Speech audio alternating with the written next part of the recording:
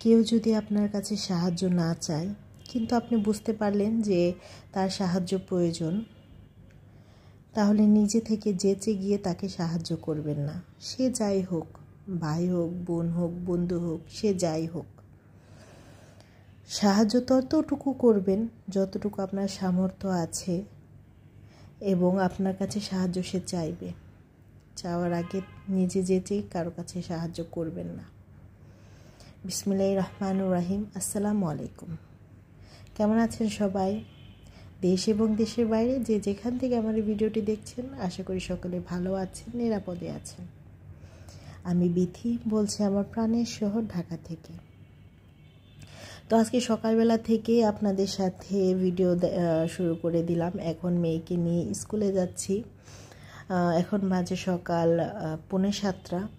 তো স্কুল থেকে আসার সময় দেখলাম অনেক সুন্দর পুঁটি মাছ উঠছে। পুঁটি মাছ আমার খুব বেশি পছন্দ, খুব বলতে খুব পছন্দ। পুঁটি মাছ ভাজি, পুঁটি মাছ রান্না বলেন, সব কিছুই আমার পছন্দ। তো মাছগুলো দেখে আমার এত ভালো লাগলো, যদিও কাটতে একটু কষ্ট হবে সেজন্য একটু কম করে এনেছি, যেন কষ্ট করার আগ পর্যন্তই কেটে শেষ করতে পারি, যেন জুলুম না হয়। তো যে এখন শাকগুলো বেছে নিচ্ছি। শাক বেছে সব সবজি টবজি সব কেটে তারপর মাছ কাটবো, কারণ মাছ কাটার পরে আর সবজি কাটতে ইচ্ছে করবে না। তো আমি কমলি শাকগুলা সুন্দর করে বেছে তারপর কুচি কুচি করে কেটে নেব। কমলি শাকটা আমার সেই দিন খাওয়ার পর খুব মজা লাগছিল, তারপর আবার আমি নিয়ে আসছি আজকে। MS রহিমা বেগম থেকে আমার প্রিয় রহিমা আপু আমাকে কমেন্ট করেছেন, ফুলকো ফুলকো লুচি খুব সুন্দর হয়েছে আপু, সব মিলিয়ে ভিডিওটি অনেক ভালো লাগলো। অসংখ্য ধন্যবাদ রহিমা আপু। আপনারা যে আমাকে এত সুন্দর সাপোর্ট করেন না, আমার এত ভালো লাগে যে আসলে বলার ভাষা আমি খুঁজে পাই না মাঝে মাঝে। তো এই যে এখন শাকগুলো কুচি কুচি করে নিচ্ছি। এই কুচি কুচি করতে একটু বিরক্ত লাগে আমার কাছে, কিন্তু এই শাক কুচি কুচি না করলে তো রান্না করলে ভালো লাগবে না। এই শাক আরেকটা হচ্ছে ওই যে দেখছেন পলিথিনে বেঁধে রেখেছি, ওইটা হলো মূলা শাক। মূলা শাকও কিন্তু কুচি কুচি করে কাটলেই ভালো লাগে। তো এই পর্যায়ে কে কে আমাকে লাইক দেননি বলেন তো? যে আপুরা এখন আমাকে লাইক দেননি আর আমার ভিডিওটি দেখে যাচ্ছেন, তাদের মনে করিয়ে দিলাম, প্লিজ একটা লাইক দিয়ে ভিডিওটি কন্টিনিউ করবেন। যদি আমার ভিডিওর কোনো কথা বা কোনো কাজ আপনার একটু হলেও ভালো লেগে থাকে, তাহলে প্লিজ সাবস্ক্রাইব করে আমার পাশে থেকে যাবেন।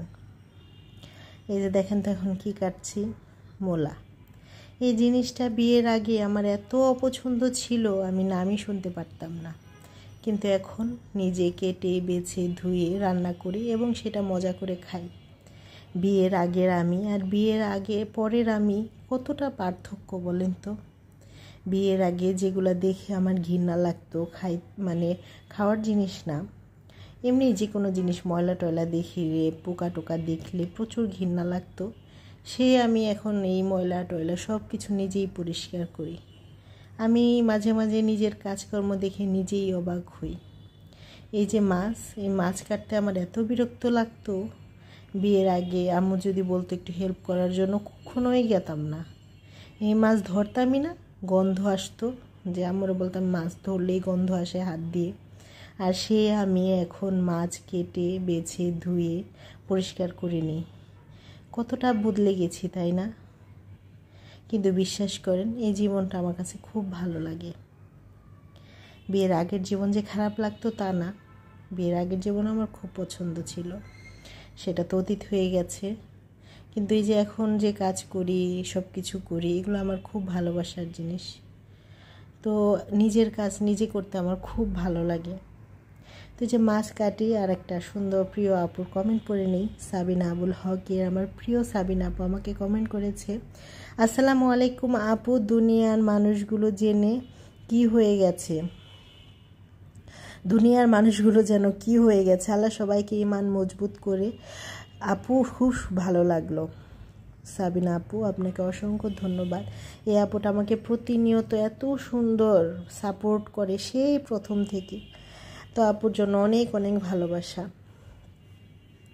তো এই যে মাছগুলা কেটে নিচ্ছি, আর এই মাছ কাটতে ভালোই লাগতেছিল কারণ মাছগুলো নরম হয়নি। তো একা একা আমি কিন্তু রুমে বসে মাছ কাটছি, আমার খুব গরম লাগতেছিল। তো রুমে বারান্দার কাছে বসে মাছ কাটছি। তো যেদিন মাছ টাছ কাটা হয় সেদিন তো রুম এমনিই পরিষ্কার করা হয়, ঘর মোছা হয়। তো ভাবলাম যে ফ্যানের নিচেই কাটি, তাহলে আর আমার গরমও লাগবে না, মাছ কাটতে বিরক্তও লাগবে না। তো এই যে মাছ কেটে নিচ্ছি। জ্যোৎস্না আইডি থেকে আমার প্রিয় জ্যোৎস্না আপু কমেন্ট করেছেন, আসসালামু আলাইকুম আপু, অনেক অনেক ভালোবাসা দিয়ে শুরু করলেন, ইনশাল্লাহ সবটুকু দিয়েই থাকবো। অসংখ্য অসংখ্য ধন্যবাদ আপু। মাহিয়া ইজি ড্রয়িং থেকে মাহিয়া আপু কমেন্ট করেছেন, এই আপুটা আমার নতুন, হয়তো এই আপুর আইডিতে আমি এখনও যাইনি, তবে খুব শিগগিরই হয়তো চলে যাব। কিন্তু এই আপু লিখেছেন 35। আপু তোমার কথাগুলো খুব ভালো লাগলো, খিচুড়ি রান্নাটা খুব ভালো লাগলো।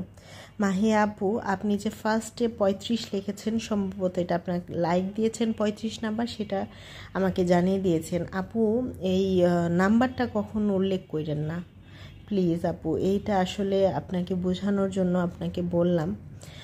এটা আমার ভিডিওতে করছেন, কোনো সমস্যা নেই, আমার যতটুকু ক্ষতি হবার হোক, কিন্তু এরপরে এটা হয়তো আপনার নাও জানতে পারেন। এরপরে কারো ভিডিওতে এরকম আপু নাম্বার উল্লেখ করেন না।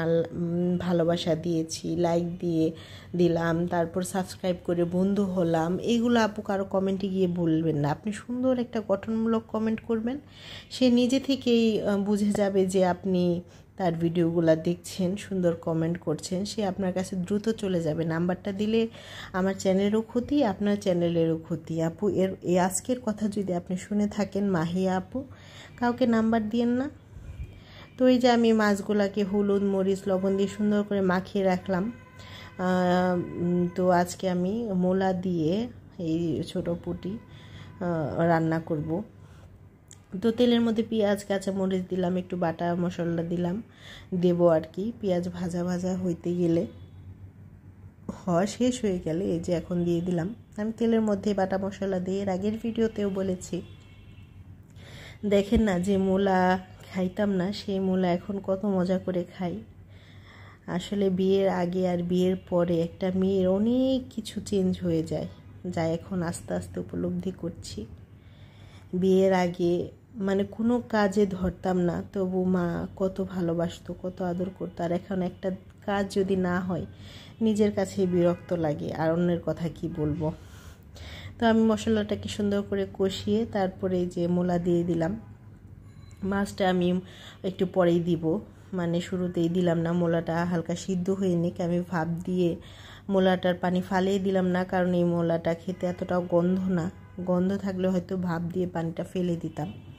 সুমাদা হোম কুক থেকে আমার প্রিয় সুমা আপু কমেন্ট করেছেন, বৃষ্টিতে খিচুড়ি আর বেগুন ভাজা হলে আর কিছু লাগবে না, সাথে আবার ডিমের ঝোল, লুচি আর আলুর দম বেস্ট কম্বিনেশন। কিন্তু আলু কম থাকা, আলু আর ডালের দম দিয়ে লুচি ভালো লাগবে। হ্যাঁ সুমা আপু, অনেক মজা লেগেছিল আপু, আমি হয়তো আপনার কাছে যাইতে পারিনি, খুব শিগগিরই আপনার কাছে আমি চলে যাব ইনশাআল্লাহ। তো এই যে এখন পানিটা দিয়ে দিলাম। ফারজানাস ব্লগ থেকে আমার প্রিয় ফারজানা আপু কমেন্ট করেছেন, আসসালামু আলাইকুম আপু, আমিন আপু, তোমার কথাগুলো শুনতে খুব ভালো লাগে, তোমার কমেন্ট পড়ে কেন জানি কান্না পাচ্ছিল। ভালোবাসা নিয়ে অনেক অনেক দোয়া তোমার জন্য। বৃষ্টির দিন আমারও অনেক কিছু খেতে ইচ্ছে করে, কিন্তু সেগুলো করতে ইচ্ছে করে না। হ্যাঁ আপু, অনেক কিছু তো খেতে ইচ্ছে করে, কিন্তু করতে গেলে একটু বিরক্ত তো লাগবেই। ফারজানা আপু, তুমি যখন চলে গেলে আমার কমেন্টে বললে যে আমি তোমাদের সবার ভিডিও দেখব, কিন্তু হয়তো আমি আর ভিডিও দেব না, তখন আমার খুব খারাপ লাগছিল, কেন এমন কি হলো আপু কেন ভিডিও দিবে না। তো আপু তুমি আমাদের মাঝে আবারও ফিরে এসেছো, খুব খুব আনন্দ লাগছে, খুব ভালো লাগছে। ফিরে আসার একটা আনন্দ না, সেটা আমি পেয়েছি আপু, খুব ভালো লাগছিল আপু। তো এই যে এখন আমি শাকটা বাগার দিয়ে দিব, রসুন আর পেঁয়াজ দিয়ে সুন্দর করে তেলের মধ্যে হালকা ভাজা ভাজা করে তারপরে বাগার দিয়ে দেব।